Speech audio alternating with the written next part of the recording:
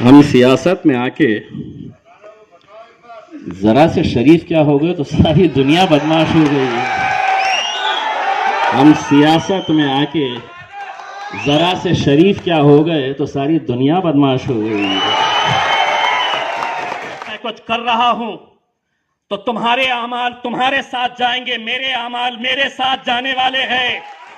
मैंने ना किसी दबंग को आवाज दी, ना किसी भाई को पुकारा। मैं बोला बैठ गाड़ी के अंदर, मैं देखता हूं कि कौन सा पहलवान माइका लाल पैदा हुआ है। चुका है कि हमें जिसे आज सुनना है वो शख्सियत को हम बुलाने से पहले एक नज़र इस पर डालते हैं कि हमने एक इत्तेहाद की कोशिश की थी और वो इत्तेहाद अल्हम्दुलिल्लाह ऐसा कामयाब हुआ कि औरंगाबाद से रुकने पार्लियामेंट की शक्ल में जब इम्तियाज़ साहब पार्लियामेंट पहुंचते हैं तो वो लोग जो मुसलमान उनके पार्टी के हैं उन्हें अपने करीब नहीं आने देते, उनको अपने स्टेज पर नहीं बिठाते हैं, लेकिन अपनी सलाहियतों और काबिलियतों की बुनियाद पर हमारे रहबर और रहनुमा अर्बन डेवलपमेंट कमेटी के रुकन मुंतखब होते हैं। ये हमारे हर वो शख्स की कामयाबी है जिसने इस पार्टी के इत्तेहाद को और इम्तियाज़ साहब की तशहीर को अपनी जी जान लगाकर मेहनत की थी। उसके बाद वही पार्लियामेंट के स्पीकर इस मुल्क की सबसे अहम तरीन यूनिवर्सिटी के कोर्ट मेंबर का इंतखाब करते हैं तो वही हमारा वोट और वही हमारे कायद उस कोर्ट के मेंबर बनते हैं, जनाब इम्तियाज़ जहीर साहब जामिया मिलिया इस्लामिया यूनिवर्सिटी के। ये दरअसल आपके और मेरे इत्तेहाद की तर्जुमानी है। पिछले कॉन्फ्रेंस में मैंने ये कहा था कि इम्तियाज़ साहब जो है वो किस्मत का दूसरा नाम है, लेकिन आज ये कहूँगा कि इम्तियाज़ साहब कामयाबी का भी दूसरा नाम है, सलाहियतों का भी दूसरा नाम है और इस शहर के इत्तेहाद और इत्तेफाक का भी दूसरा नाम है। बहुत ही अदब के साथ मैं आपको दावत देता हूँ कि सुना है वो बोले तो बातों से फूल झड़ते हैं, ऐसी बात है तो चलो बात करके देखते हैं। जनाब इम्तियाज़ जलील साहब।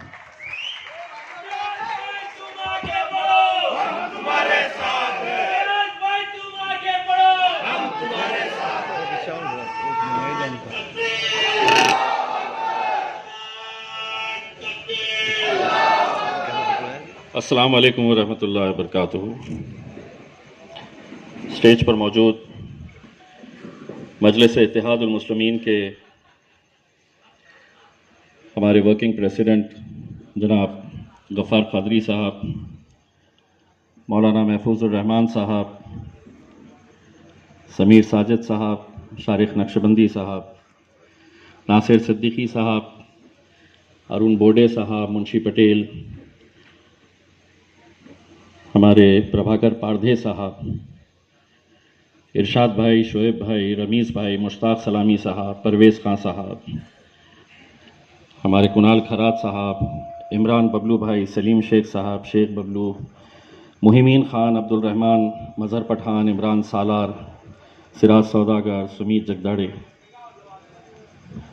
आप तमाम को और ख़ास तौर से मैं शारिक नक्शबंदी साहब को बहुत बहुत मुबारकबाद पेश करता हूँ कि आपकी मेहनतों की वजह से आज अल्हम्दुलिल्लाह इतने सारे लोग यहाँ पर मजलिस को चाहने वाले लोग इकट्ठा हुए थे। मेरी बात शुरू करने से पहले मैं सिर्फ इतना कहना चाहूँगा, आईना टूट भी जाए तो कोई बात नहीं,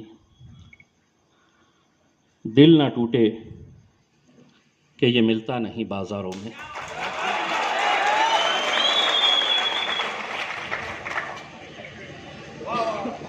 मुझे कई दिनों से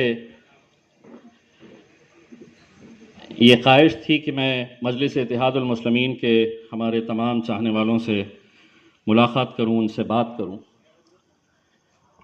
ये जितने भी लोग यहाँ पर मौजूद हैं, बैठे हैं, ये सब मजलिस से मोहब्बत करने वाले लोग हैं। ये हो सकता है कि किसी का इख्तिलाफ किसी के साथ हो सकता है। हमारे घर में मेरा एक बड़ा भाई है, मेरे से एक छोटा भाई है। हम 3 भाई हैं और तीनों की फितरत, तीनों के काम करने के तरीक़े, तीनों का काम करने का अंदाज़ अलग अलग है। लेकिन दुनिया की कोई ताकत हमको ये नहीं कह सकती है कि तुम तीन अलग अलग है, क्योंकि हम एक ही मां के पेट से पैदा हुए हैं और तीनों सगे भाई हैं हम। ये हो सकता है कि हम मजलिस के अंदर भी किसी का किसी के साथ इख्तिलाफ हो सकता है, लेकिन एक बात जो हम सब में कॉमन है, एक बात जिससे कोई इनकार नहीं कर सकता है, इख्तिलाफ होने के बावजूद भी, कि तुम भी मजलिस का झंडा लहराना चाहते हैं और मैं भी मजलिस का झंडा लहराना चाहता हूं। हम सब मजलिस के झंडे को लहराने के लिए हम जद्दोजहद करें, हमने मेहनत की है। आपको यकीन होगा कि 2019 हो 2014 हो, जब मैं यहां पर आया और असद साहब ने यह कहा कि अब मजलिस इत्तेहादुल मुस्लिमीन का उम्मीदवार इम्तियाज जलील रहेगा, तो आप सब ने उसके ऊपर लब्बैक कहा। हो सकता है उस वक्त भी कई लोगों के दिल में यह नाराजगी रही होगी कि ये मुझे क्यों नहीं, ये इम्तियाज जलील को क्यों दिया जा रहा है। लेकिन अल्हम्दुलिल्लाह मैं जिंदगी भर आप लोगों का एहसानमंद रहूंगा, क्योंकि उस फैसले के ऊपर आपने लब्बैक कहा था। 2019 का जब वक्त आया तो असद साहब ने मुझसे यह कहा था, असद साहब को यह बताया गया था कि हम कितनी भी मेहनत कर ले, हम पूरी जान भी जोखिम में डाल के हम इस मैदान के अंदर अगर उतरेंगे तो हम 1.5 लाख से ज्यादा वोट ले नहीं सकेंगे। असद साहब तैयार नहीं थे। असद साहब को भी ऐसा लगता था कि इतने कम वक्त के अंदर कैसे मुमकिन होगा 6 असेंबली कॉन्स्टिट्यूएंसीज, लाखों की तादाद के अंदर वोटर्स, कॉन्स्टिट्यूएंसी कहां से कहां तक है। ये पूरी ईमानदारी के साथ अगर कहूं तो मुझे खुद नहीं पता था कि लोकसभा की कॉन्स्टिट्यूएंसी कहां से शुरू होती है और कहां खत्म होती है, कौन सा गांव औरंगाबाद में आता है, कौन सा जालना के अंदर जाता है, यह मुझे भी नहीं पता था। लेकिन उस वक्त भी मेरा यकीन इस बात के ऊपर था, उस वक्त भी जब मैंने यह फैसला किया कि नहीं मैं लड़ूंगा, यह जानते हुए कि अगर खुदा ना करे मैं हार गया तो हमारी ही सफों में बैठे हुए लोग मुझ पर इल्जाम लगाते और यह कहते कि सेटिंग हो गई थी, लेन देन हो गया था। उस वक्त जब मैं खड़ा था तो कई सारे लोगों ने यह बात कही थी कि अब तो खैरे बड़ी आसानी के साथ जीत जाएगा। मैं उस वक्त भी एक बात कही थी, मैंने जब फैसला लिया तो एक बात समझ लीजिए, मैं कोई भी फैसला अपनी मर्जी से नहीं लेता हूं, इस्तिखारा करता हूं और अल्लाह की रजामंदी रही तो उसके बाद ही फैसला करता हूं। और उस इस्तिखारा के अंदर जब मुझे वो फरमान आया कि तुम लड़ो, मैंने तब जाकर असद साहब को यह कहा कि अगर असद साहब आपको किसी ने यह कहा है कि हम 1.5 लाख वोट लेंगे, तो मैं आपको यह यकीन दिलाना चाहता हूं कि यह इलेक्शन हम वोटों से ज्यादा दुआओं से हम जीतेंगे। कैसी दुआएं? कौन है इम्तियाज जलील? 48 महाराष्ट्र के अंदर कॉन्स्टिट्यूएंसीज है। दिल्ली जाता हूं, दिल्ली के पुराने शहर जाता हूं, बिहार जाता हूं, गुजरात जाता हूं, अनजान लोग आते हैं मिलने के लिए और ये कहते हैं कि इम्तियाज भाई जब तुम्हारा नतीजा निकल रहा था हम मस्जिद में अपना सर झुकाए अल्लाह से गिड़गिड़ा रहे थे।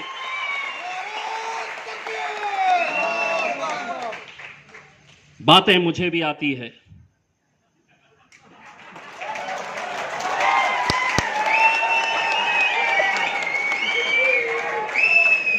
ज़बान अल्लाह ने असदुद्दीन अवैसी साहब के बाद अगर किसी को दी है तो अकबर साहब, और अकबर साहब के बाद किसी को दी है तो वह इम्तियाज जलील को दी है। एक एक सवाल का जवाब देंगे, लेकिन मैं मजलिस इत्तेहादुल मुस्लिमीन का महाराष्ट्र की जिम्मेदार हैसियत से यह कहना चाहूंगा कि अगर किसी के साथ इख्तिलाफ है, कोई बड़ी बात नहीं है। अगर दो सगे भाई आपस में इख्तिलाफ कर सकते हैं तो हमारे तो इतने सारे भाई हैं, इख्तिलाफ होना चाहिए और हो सकते हैं। लेकिन मैं कभी मेरे छोटे भाई को यह नहीं कहता है कि तू आ महफिल के अंदर जलील कर किसी को।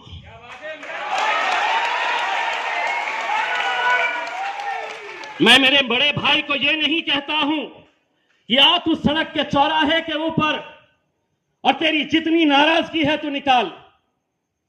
हम चार दीवारी के अंदर बैठते हैं और सारे मसलों का हल हम निकालते हैं।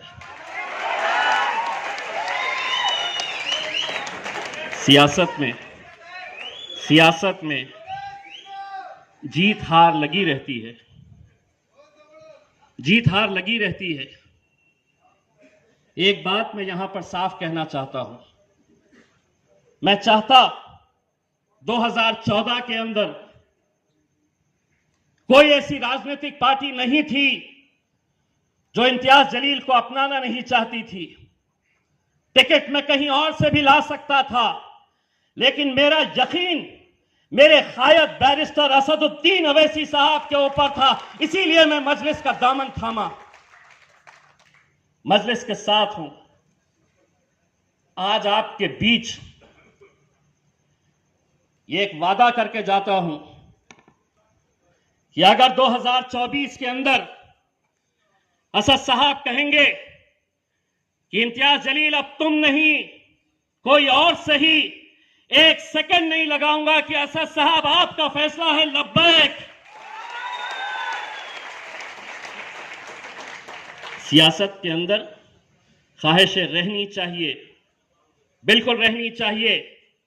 और यहां का मेरा छोटे से छोटा जो कार्यकर्ता है, उनको ये बोल रहा हूं मैं पूरी जिम्मेदारी के साथ कि 2024 में इम्तियाज जलील के साथ अगर मुकाबला करना है तो तुम सब ने मुकाबला करना है और यह कहना कि इम्तियाज जलील नहीं, मुझे टिकट मिलना चाहिए क्योंकि मैं मजलिस के लिए काम कर रहा हूं। क्या मैंने ठेका लिया है? क्या मैंने ठेका लिया हूं? क्या मैं जिंदगी भर के लिए मैं ही एमपी बनकर रहूंगा, मैं ही एमएलए बनकर रहूंगा? नहीं, इतनी मेहनत करो, पूरी ईमानदारी के साथ, पूरी ताकत के साथ मेहनत करो, जाओ लोगों के बीच और अपना दावा ठोको कि मैं लड़ूंगा इलेक्शन, मुझे दो टिकट असद साहब। क्यों नहीं हो सकता है? हैदराबाद में असद साहब ने सड़क चलते हुए कैसे कैसे लोगों को विधायक बनाया, आमदार बनाया। कौशल मोइनुद्दीन साहब अखबार डालने का काम करते थे, मजलिस से जुड़े रहे, असद साहब उन पे नजर रखते थे, देखते थे ये दीवाना मजलिस के लिए कैसा काम करता है। अखबार डालने वाले को उन्होंने बुलाया और उन्होंने कहा कि मजलिस का टिकट मैं इस अखबार वाले को दूंगा और उसको मजलिस का आमदार बनाया, एमएलए बनाया। दोस्तों, मैं ये पूछना चाहूंगा, हर इंसान का काम करने का तरीका अलग होता है, मेरा भी काम करने का तरीका अलग है और मैं अपने तरीके के हिसाब से काम करता हूं, किसी के बोलने के हिसाब से काम नहीं करता हूं। मैं असद साहब की बहुत इज्जत करता हूं, असद साहब जैसा हुक्म देते हैं मैं उस हिसाब से करता हूं और इंशाअल्लाह आगे भी करता रहूंगा। आज ये जो हम यहां पर इकट्ठा हुए हैं, शहर हमारा, मेयर हमारा, इस उन्वान के लिए हम इकट्ठा हुए हैं। तस्वीरें चाहिए,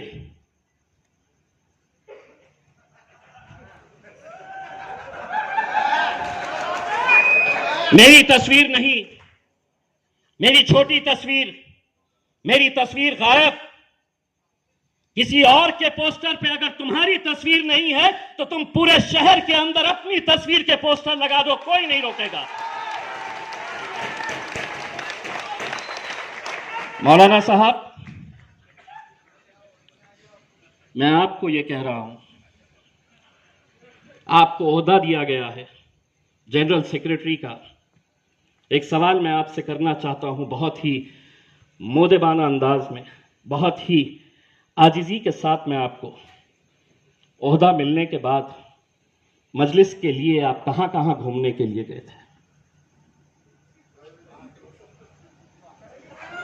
अगर सिर्फ ओहदे लेंगे, और सभी के लिए है ये, मैं आज आपको कहता हूं कि अगर तस्वीरों की इतनी ही लड़ाई है तो आज से इम्तियाज जलील की और मेरे गायब बैरिस्टर असदुद्दीन अवैसी साहब की तस्वीरें उन होर्डिंग से निकाल दो, क्योंकि हम तस्वीरें अब होर्डिंग पे नहीं, हम लोगों के दिलों के अंदर अपनी तस्वीरें बना चुके हैं। और मैं यहां कह रहा हूं ऐसा नहीं है, मैं यहां कह रहा हूं ऐसा नहीं है। जरा हटिए आप। मैं यहां कह रहा हूं ऐसा नहीं है। मैं अल्हम्दुलिल्लाह असद साहब की मेहरबानी है कि उन्होंने मुझे गुजरात का जिम्मेदार बनाया।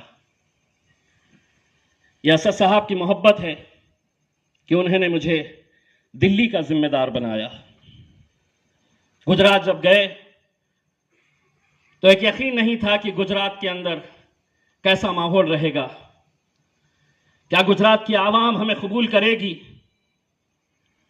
गुजरात के अंदर जो एक खौफ का माहौल था उसको हम कैसे दूर कर पाएंगे, कैसे यहां पर हम इलेक्शन जीत पाएंगे।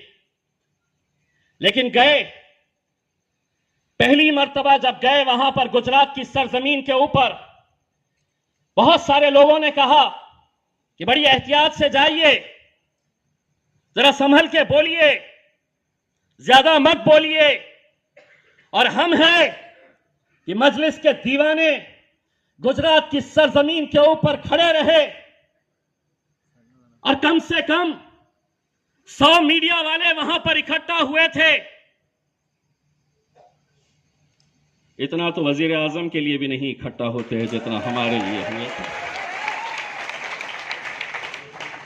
और जिस दिन अल्हम्दुलिल्लाह गुजरात की सरजमीन के ऊपर हमने पैर रखा तो हमने सबसे पहली बात क्या कही? नारे तकबीर। जब हमने नारे तकबीर का नारा लगाया वहां पर, तो वहां के लोगों को यह एहसास हुआ कि अब शेर के बच्चे गुजरात में भी आ चुके हैं करके। और अल्हम्दुलिल्लाह वहां पर कामयाबी मिली। अब दिल्ली जाएंगे। उत्तर प्रदेश के अंदर बैरिस्टर असदुद्दीन अवैसी साहब की जो मकबूलियत है, जो उनके लिए दीवानगी है, एयरपोर्ट से निकलने के बाद हजारों की तादाद के अंदर लोग उनके पीछे पीछे गाड़ियों का काफिला लेकर चलते हैं। गाड़ियों का काफिला इतना बड़ा होता है उत्तर प्रदेश के अंदर। अब एक बात सुनो, हम भी जाएंगे और तुमको मेरे साथ चलना होगा। आज के बाद अपने तमाम मोबाइल के डीपी के ऊपर सिर्फ इतना लिखना है, चलो मुंबई। हम बताएंगे 8 दिन के बाद असदुद्दीन अवैसी साहब आने वाले हैं, जो समझ रहे हैं कि मजलिस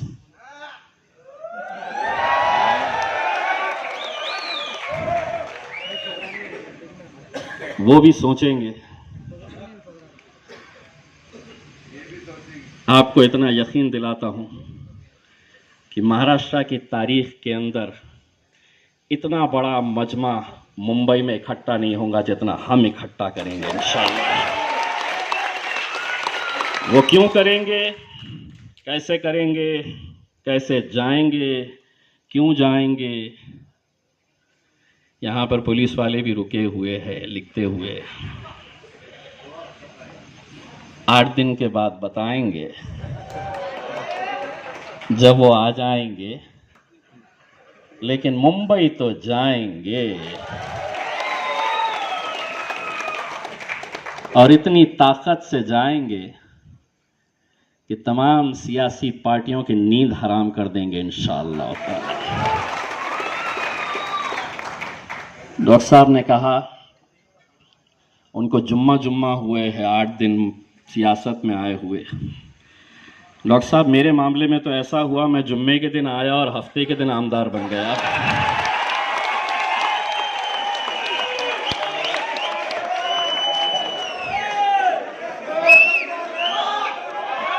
दूसरा जुम्मा जब आया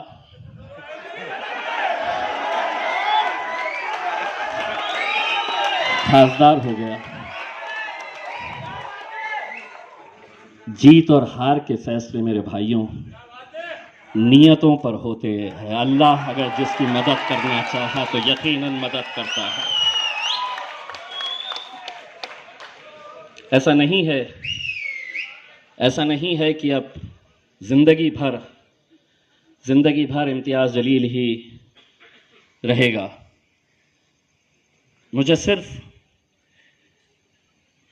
यहाँ के मुसलमानों को, यहाँ के दलितों को, हमारे पिछड़े भाइयों को ये बात दिखानी थी, ये बात समझानी थी कि इतने सालों तक क्या वजह है,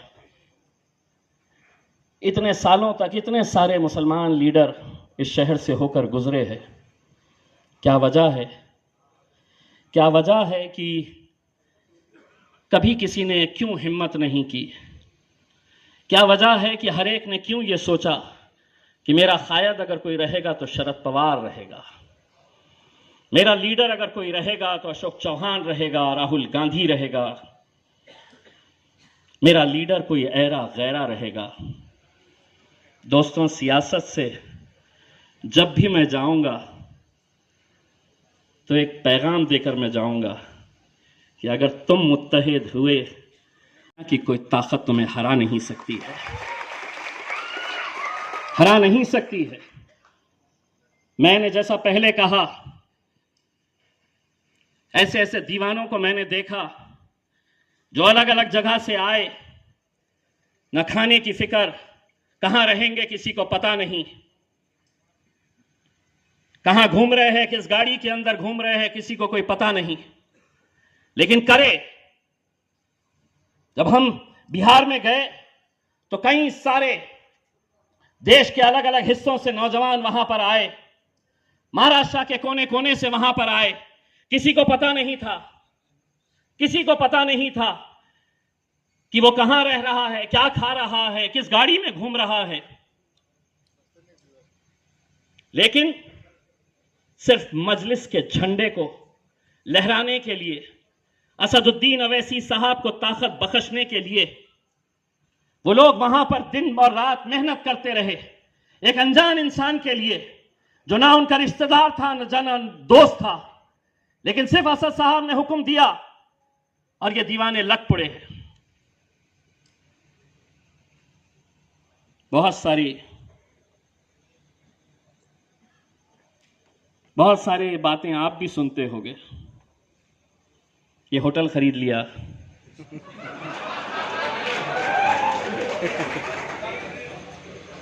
ये ले लिया, वो खरीद लिया।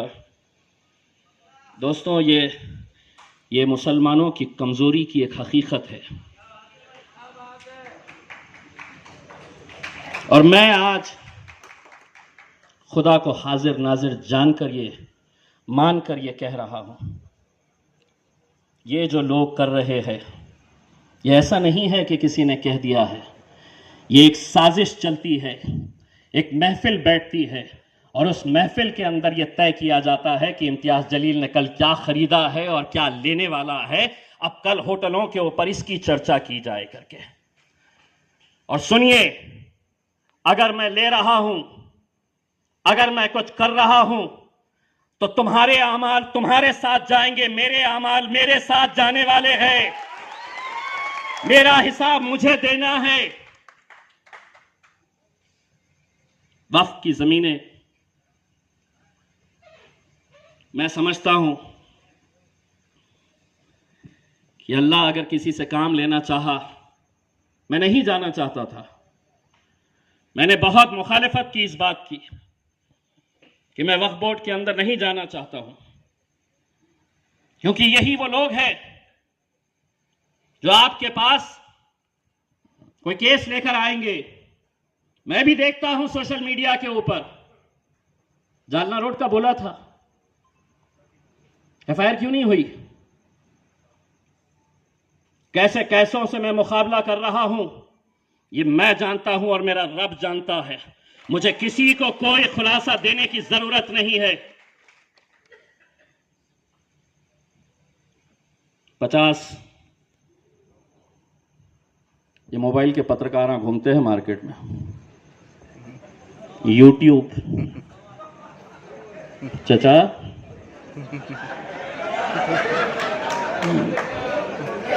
किसी के घर में पानी आ गया, पानी की कम फिक्र, इम्तियाज जलील नहीं आया, इम्तियाज जलील मदद नहीं करा, अच्छा नहीं आया, आना चाहिए था ना। आपके बारे में नहीं बोल रहा हूं, लेकिन 2-3 जरा ज्यादा ही फड़फड़ाते हैं, और उनके लिए भी एक पैगाम सुन लीजिएगा। मैं इतना भी शरीफ नहीं हूं जितना आप लोग समझते हैं।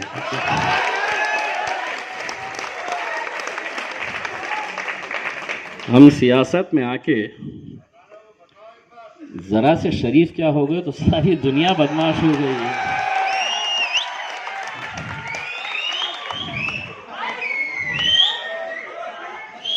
मैं जब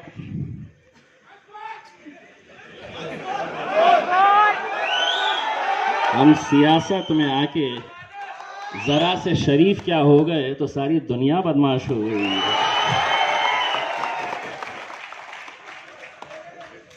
मैं जब एमएलए था, मैं पूना से आया हुआ था, बहुत सारे लोगों को जानता नहीं था। कभी किसी से मुलाकात होती तो बाजू वाला कहता साहब बहुत दबंग है।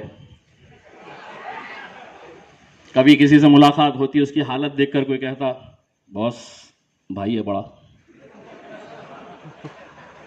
मैं बोला अपने साथ तो बहुत सारे दबंग है, बहुत सारे भाई लोग आए। बहुत सारे ऐसे मौके आए कि जहां पर मेरे कायद के ऊपर छींटे फेंके गए, मेरे ऊपर इल्ज़ाम लगाए गए, मजलिस को बदनाम करने की कोशिश की गई। तो ये जितने भी दबंग थे और जितने भी भाई थे, वो मेरे पास आते और बोलते भाई तुम बस इजाजत दो, तुम बस इजाजत दो। 5 साल लग गए।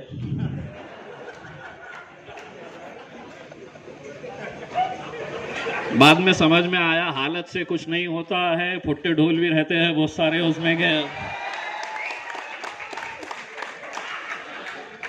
इसीलिए जब हमारा भाई जो अभी हरसूल जेल में है, आदिल पठान के ऊपर एक पहलवान ने उसका गला दबोचा और गला दबोच कर उसको सड़क के ऊपर लेकर आया। असेंबली के इलेक्शन का वक्त था।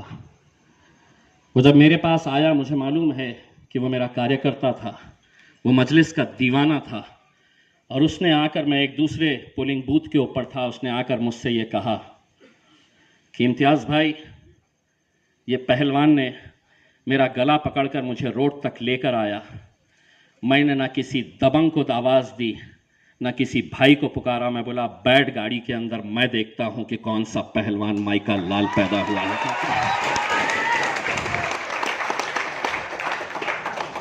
जिसको सब नौजवान है सुन लो, जिसको जो भाषा समझ में आती है उसी भाषा में जवाब देना पड़ता है। अभी भी बहुत सारे लोग, ये जैसे ही कैमरा ऑन होता है ये यूट्यूब वालों का, हम इम्तियाज जलील को हम ऐसा हम वैसा, पप्पू पेजर,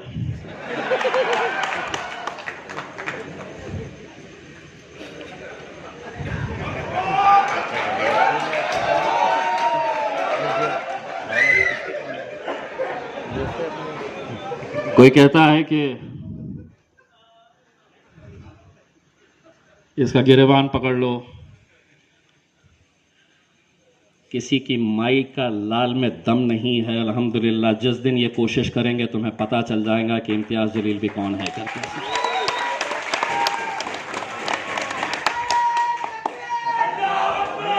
और मैं ये क्यों कहता हूं और किस बुनियाद के ऊपर मैं ये कहता हूं? मेरी ताकत कौन है? मेरी ताकत ये है मेरी ताकत। जिस दिन मुझे मालूम है कि फिरोज खान हमारा कॉरपोरेटर, इसकी जमानत रद्द की गई, आज तक इतिहास के अंदर हुआ नहीं है कि पुलिस स्टेशन के अंदर बैठ के हमने पुलिस वालों को घुटने के ऊपर टेकने के ऊपर मजबूर कर दिया था।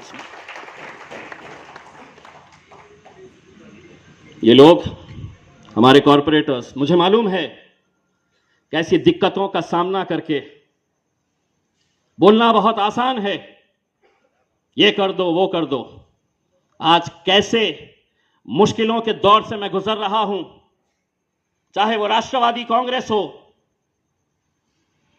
चाहे वो शिवसेना हो, चाहे वो कांग्रेस हो, ये सभी ने तय किया है, इनके मंत्रियों ने यहां के अधिकारियों को यह आदेश दिया है,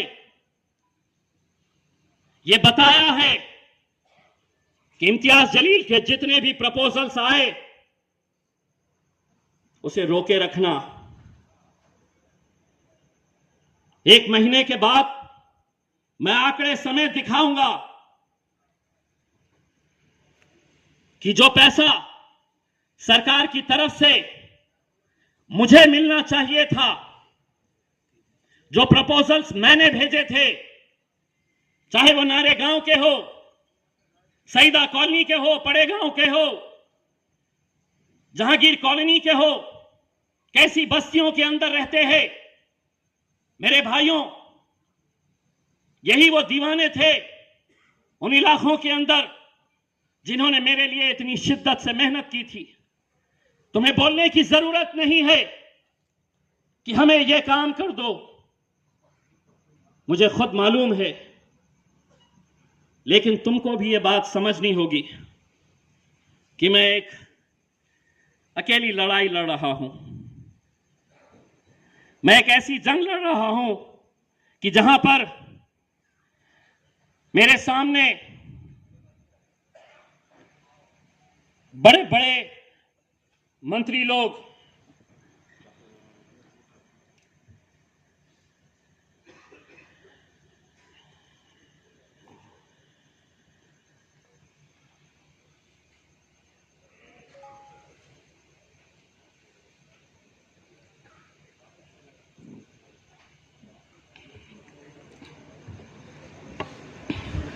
आज लेके ही जाओ, पानी पी लिया हूं। दोस्तों, ये ऐसी मुश्किलों से जब मैं गुजर रहा हूं, आपको याद होगा कि कुछ दिन पहले 17 सितंबर के दिन मुख्यमंत्री साहब आने वाले थे। पुलिस कमिश्नर ने 3 पेज का एक फरमान जारी किया, कोई सड़क पे नहीं आएगा, कोई नारा नहीं लगाएगा, कोई झंडा नहीं दिखाएगा, कोई विरोध नहीं करेगा। जब वो 3 पेज का ऑर्डर मैंने पढ़ा, मैंने कहा कि फौरन प्रेस कॉन्फ्रेंस ऑर्गेनाइज करो, और मैंने प्रेस कॉन्फ्रेंस के अंदर कहा कि मेरे मुख्यमंत्री मेरे शहर आ रहे हैं, मैं उनका सत्कार करूंगा।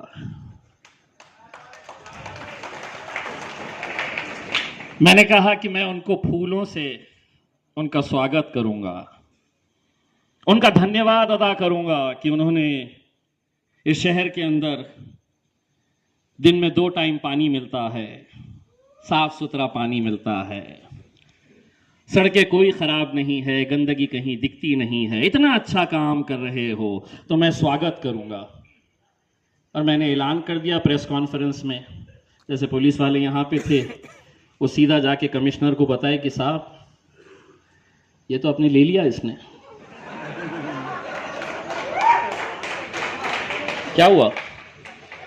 बोले साहब वो विरोध नहीं करेगा, वो सत्कार करेगा, वो फूल बरसाएगा। मेरे पास कुछ बड़े पुलिस अधिकारी आए और आके बैठे और बैठ के बोले साहब वो आप जो कर रहे हैं ना आप, तो वो साहब थोड़ा, तो मैं भी मन ही मन मुस्कुरा रहा था। तो मैंने बोला क्या? तो बोले साहब वो आप 17 सितंबर को जो, हाँ। मैं बोला क्या?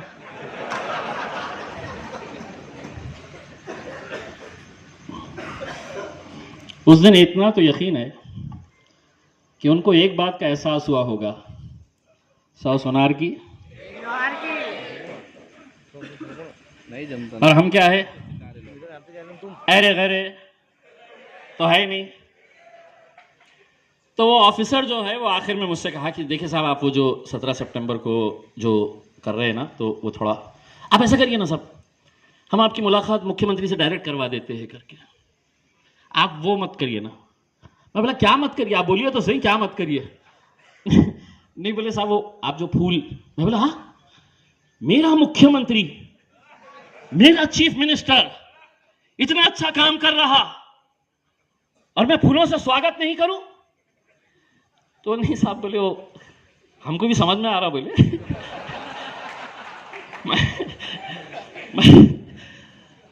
मैं उनको बोला एक काम करिए, मैंने आपको लिखित में दे दिया हूं कि मेरे मुख्यमंत्री आदरणीय उद्धव ठाकरे साहब 17 सितंबर के दिन आने वाले हैं झंडा चढ़ाने के लिए। एयरपोर्ट से लेकर सिद्धार्थ गार्डन तक मेरे पूरे जितने भी बच्चे हैं ये सड़क के ऊपर खड़े रहेंगे, उनका गाड़ियों का काफिला जाएगा और हम उनके ऊपर फूल बरसाएंगे। कोई नारा नहीं लगाएगा, कोई झंडा नहीं दिखाएगा, कोई किसी तरह का विरोध नहीं करेगा, सिर्फ हाथ में एक बैनर रहेगा और ये कहेगा धन्यवाद मुख्यमंत्री जी। अब वो परेशान हो गया, बोला साहब हमको भी समझ रहा ना, लेकिन आप।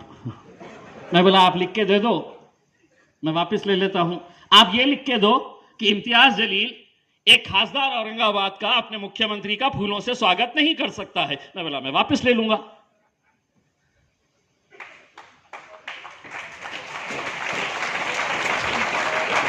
जाते जाते एक जो ऑफिसर था उसने कहा साहब एक बात बोलूं, मेरी लाइफ इतनी हो गई पुलिस डिपार्टमेंट में, आपके जैसा नेता नहीं देखा साहब मैंने। और उसने कहा कि साहब आप करो, पूरा पुलिस डिपार्टमेंट आपके साथ रहेगा करके। क्यों करो? इसलिए कि शहर के अंदर जब तरक्की की बात आती है, जब विकास की बात आती है, जब कुछ काम करने की बात आती है, तो हर तरह से हम सियासत की नजर से देखते हैं। लेकिन आज अल्हम्दुलिल्लाह, आज इतने सारे लोग अगर मजलिस के ताल्लुक से उनका नजरिया देखने का बदला है, तो वो इसलिए नहीं बदला है कि हम तकरीर करते हैं, हम बहुत अच्छी तकरीर करते हैं।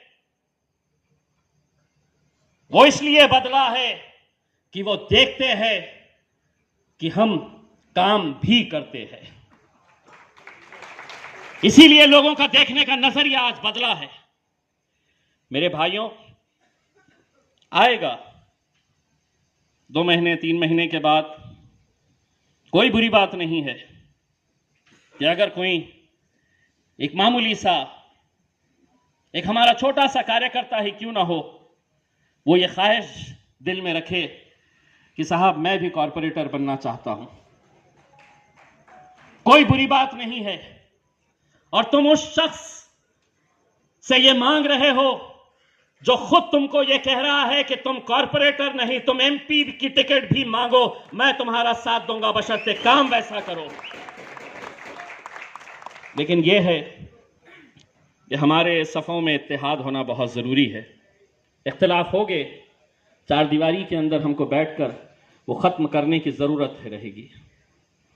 मैं तस्वीरों के ताल्लुक़ से बहुत ज़्यादा इसलिए नहीं कहना चाहूँगा कि मैं नहीं समझता हूँ कि जिस खायत कि हम लोग मानने वाले हैं, शायद असदुद्दीन अवैसी ने अपने इन 20-25 सालों के सियासी सफ़र के अंदर कभी किसी को ये कहा होगा, ये मेरी तस्वीर लगा। असद भाई ने अपने काम के ज़रिए लोगों के दिलों में जगह बनाई है। मेरे भाइयों, दिलों में जगह बनाई है, और वही काम हम सबको मिलकर करना है। और हाँ, मैं ओहदे के ऊपर हूं, मेरे पास पोस्ट है और मैं कुछ काम नहीं करूंगा, तो महाराष्ट्र के सदर की हैसियत से ये सभी लोग अच्छी तरह से सुन ले, जो काम करेगा वो रहेगा, जो नहीं करेगा वो घर जाएगा। और अगर कोई समझ रहा है अलग अलग गट है, अगर कोई सोचेगा तो उस गट को वहीं कट कर दिया जाएगा। यहां सिर्फ मजलिस रहेगी, जमात रहेगी, और जमात जिसके सर पे हाथ रखेगी, तुम सबको कहना होगा, तुम सबको कहना होगा।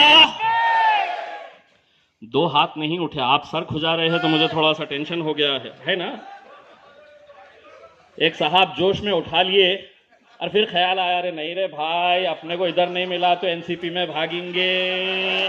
हाथ नीचे ले लिए, जित्तो को जाना है। ये जमात दीवानों की है। ये जमात अगर अपने 5 कॉरपोरेटर्स को पूरे महाराष्ट्र में नहीं, पूरे मुल्क में ऐसा कोई उदाहरण नहीं होगा किसी पार्टी का कि जहां पर तुम अपने 5 कॉरपोरेटर्स को घर भेज देते हैं सिर्फ इसलिए कि वो लोगों के यकीन के ऊपर खड़े नहीं उतर रहे। जिस भरोसे के साथ तुमने हमको चुनकर दिया है, किसी को यह बताने की जरूरत नहीं है इम्तियाज जलील ये काम करो, वो काम करो। अगर मैं काम नहीं करा तो 2024 के अंदर यही आवाम मुझे भी घर बिठा देगी, और बिठाना चाहिए। लेकिन पार्टी असदुद्दीन अवैसी साहब के हुक्म के हिसाब से मजलिस को महाराष्ट्र के अंदर अल्हम्दुलिल्लाह हम चलाएंगे, और कैसे चलाएंगे ये हम तय करेंगे। बस बाकी जो है रात में लेटे लेटे चाय के कट्टे पे सोच लेना और ये तय कर लेना कि ये आदमी के मुंह नहीं लगे तो ही ज्यादा बेहतर है।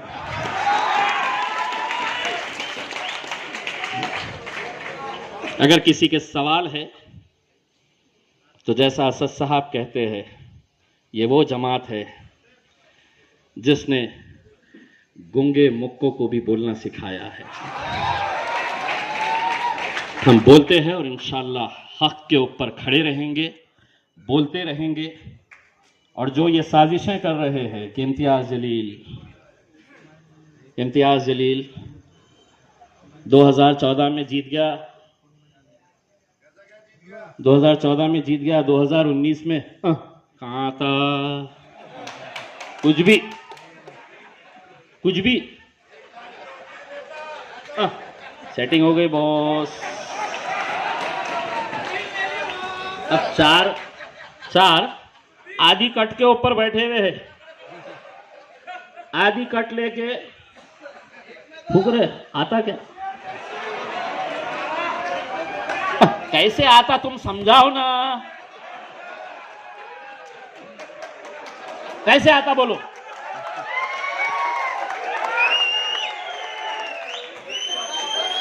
मतलब ज्ञानी जितने भी थे जो अपने को ये समझते थे कि अपने अंदर सियासत का बहुत बड़ा कीड़ा है,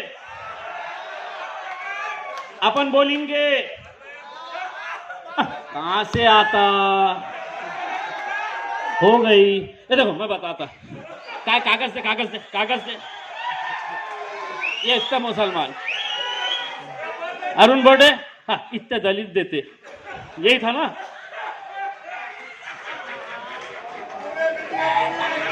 जीत और हार के फैसले मेरे भाइयों, मेरा और आपका काम क्या है?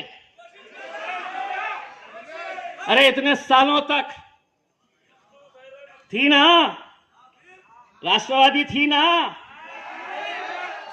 पवार पप्पा ने कभी बोले क्या कि जाओ? अजीत दादा आके कभी बोले क्या लड़ो, मैं जिताता? नहीं। एक काम करो, बोले तुमको कॉर्पोरेटर बनाता, बाकी तुम हमारी शतरंजियां उठाओ। अल्हम्दुलिल्लाह जो इम्तियाज जलील आज से 7 साल पहले किसी पवार का इंटरव्यू लेने के लिए 3-3 घंटे खड़े रहता था, आज अल्लाह ने उसे ऐसी इज्जत बख्शी है कि वह पवार के बाजू जाकर बैठता है।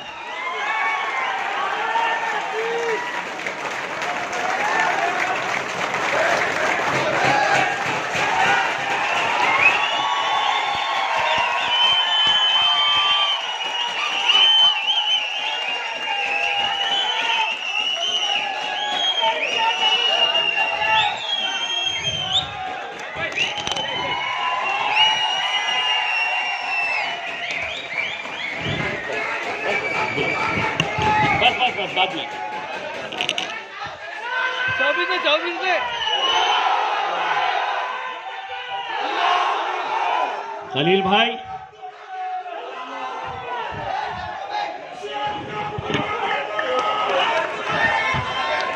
खलील भाई, जब मैं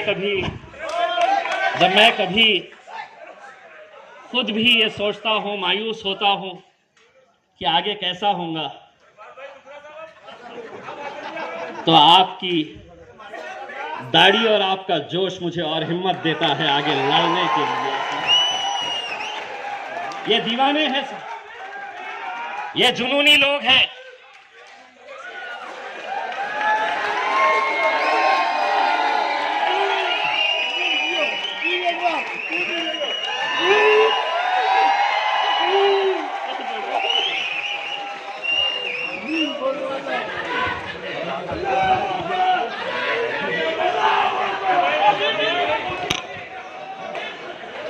खाली पेट हूं तो खलील भाई को लगा बहुत हल्का हूं, यहां से एक दावत में जाना है, नान खलिया खाना है, उसके बाद उठा के बताओ तो समझ में आएगा।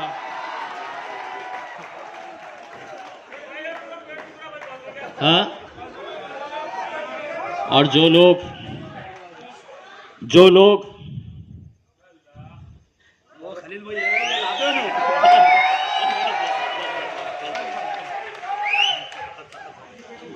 लोग ये समझते थे, जो लोग मुझे ये कहते थे कि गुजरात जाओ तो बहुत एहतियात बरतो, अल्हम्दुलिल्लाह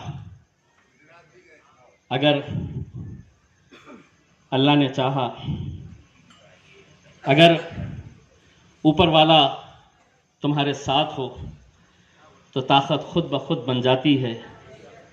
और यही वो ताकत है कि आज अल्हम्दुलिल्लाह जब मैं पार्लियामेंट के अंदर बैठता हूँ और सामने नरेंद्र मोदी बैठता है, तो अब सिर्फ असदुद्दीन अवैसी उसकी आंखों में आंखें डालकर बोलते नहीं है, अब इम्तियाज जलील भी उसकी आंखों में आंखें डालकर बोलता है।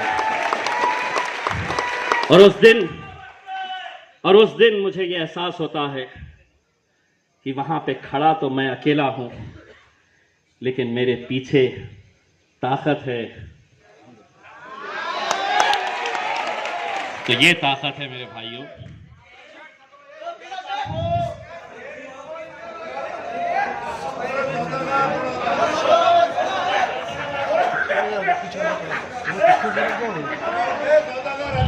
बस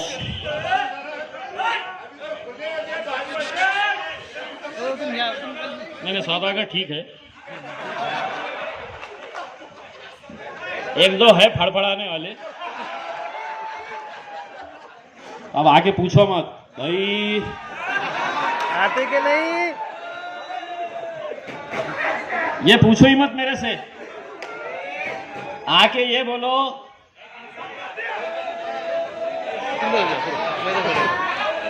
मैं बोला नहीं कुछ। वो बैठे हैं वहां पे। बस मेरे भाइयों, कुछ दिनों का इंतजार करो। जो समझते हैं कि अगर महाराष्ट्र में 2 कॉरपोरेटर इधर चले गए, 4 कॉरपोरेटर उधर से चले गए, मजलिस खत्म हो रही है, मजलिस कमजोर हो रही है, मैं आपको दिखाऊंगा इंशाल्लाह। आप लोगों की ताकत के बल के ऊपर पूरे इंशाल्लाह महाराष्ट्र को हिलाएंगे इंशाल्लाह। बस सिर्फ इतना लिखो डीपी पे, चलो आएंगे, आपसे पूछेंगे कहीं को जा रहे, बहुत सारे वो कल आएंगे और मेरे से पूछेंगे क्या करने वाले हैं बंबई में,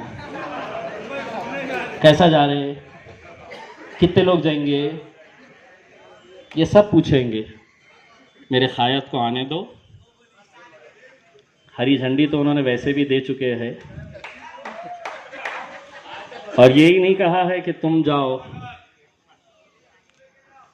पूरे महाराष्ट्र को लेके जाओ, सिर्फ इतना ही नहीं कहा है, उन्होंने ये कहा है कि तुम जाओ, मैं भी आ रहा हूं। औरंगाबाद आएंगे, बैठेंगे, चर्चा करेंगे, बात करेंगे, और मुंबई वालों को बोलेंगे आ रहा हूं मैं। अब आ रहा हूं मैं नहीं रहेगा, आ रहा हूं हम। और जब मुझसे पूछेंगे क्यों जा रहे, तो मैं कहूंगा तुम्हारी बजाने के लिए आ रहे हैं। बहुत बहुत शुक्रिया।